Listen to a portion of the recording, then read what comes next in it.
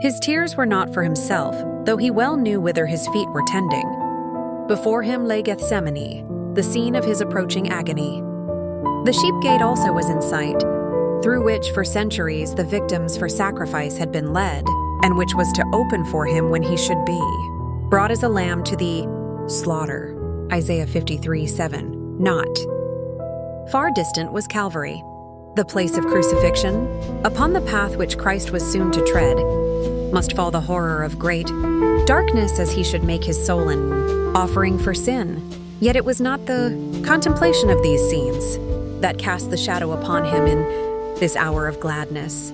No foreboding of his own superhuman anguish clouded that unselfish spirit.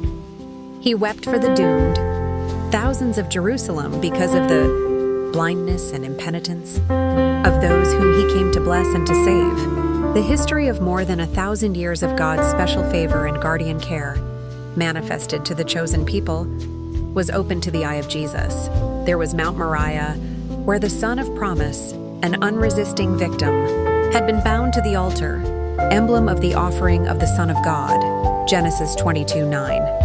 There, the covenant of blessing, the glorious messianic promise, had been confirmed to the Father of the faithful, Genesis 22:16-18. There, the flames of the sacrifice ascending to heaven from the threshing floor of Ornan had turned aside the sword of the destroying angel.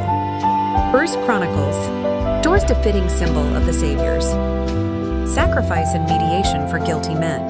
Jerusalem had been honored of God above all the earth. The Lord had chosen Zion, he had desired it for his habitation. Psalm 32:13. There for ages, holy prophets had uttered their messages of warning. There priests had waved their censers, and the cloud of incense with the prayers of the worshippers had ascended before God.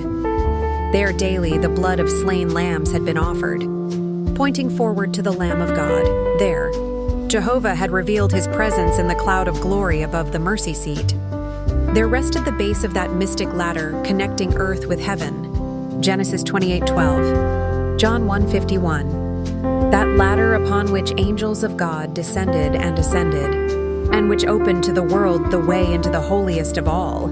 Had Israel as a nation preserved her allegiance to heaven, Jerusalem would have stood forever. The elect of God, Jeremiah 17:21-25. But the history of that favored people was a record of backsliding and rebellion. They had resisted heaven's grace, abused their privileges, and slighted their opportunities.